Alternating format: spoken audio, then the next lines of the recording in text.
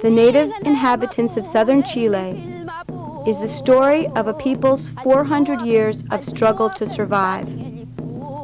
With the arrival of the Spanish conquistadores in 1540, the Mapuche embarked on a century-long battle to protect their land.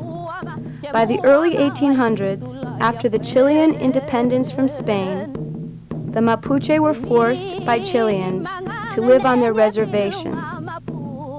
After suffering tremendous losses, the Mapuche continued to struggle amidst contemporary Chilean society to retain their land, their own language, religion, and culture.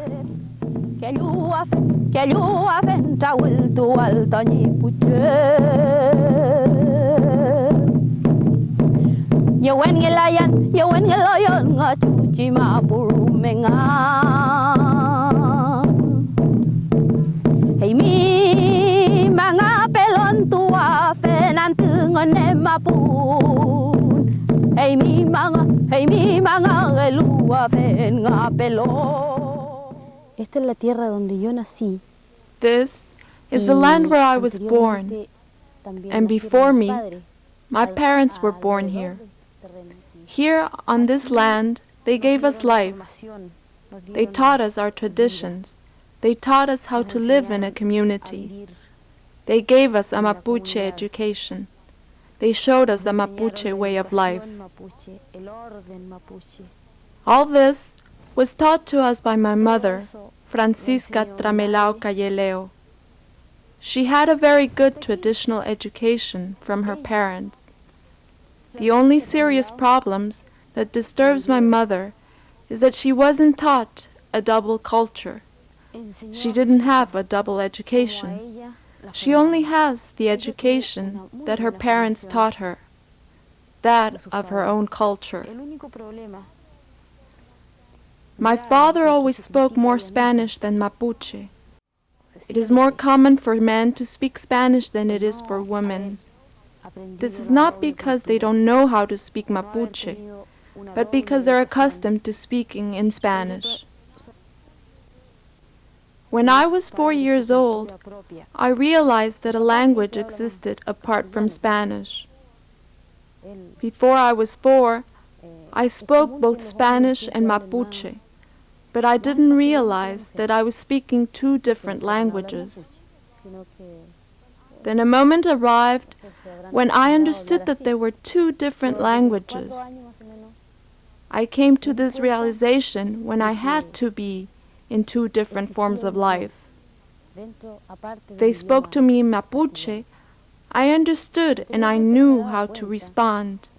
And if they spoke to me in Spanish, it was the same.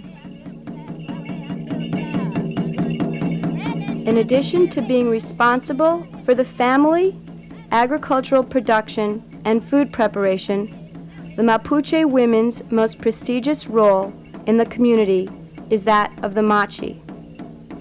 The Machi is the priest of the Mapuche, and as such is in charge of religion and medicine.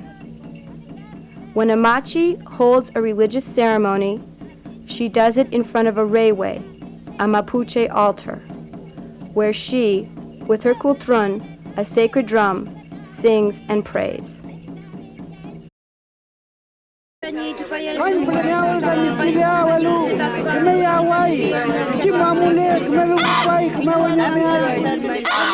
But they don't only practice their religion with a machi around the rewe, but they also practice at home with the family in ceremonies called rogativas. According to Sofia, her parents are always prepared to pray to their god Genechen in a home ceremony, whether it is for the success of their children or for the well-being of the family. The rogativa, in which an animal is sacrificed, is performed to bid Sofia farewell because she's going to take a long trip.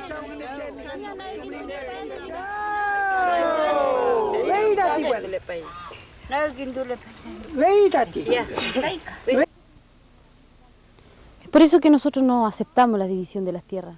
We do not accept land division. What is a people, a nation, without a land? We would be left without our culture and the air.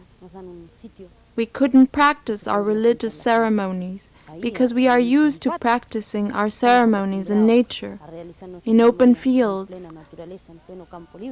And so that is why our fundamental struggle is to defend our land, to own our land, because Mother Earth is the basis of the Mapuche economy. Land is what allows Mapuche people to continue living with all of our customs, our own traditions, and our own way of life. Que el mapuche continúe su vida, con todas sus costumbres, con todas sus tradiciones,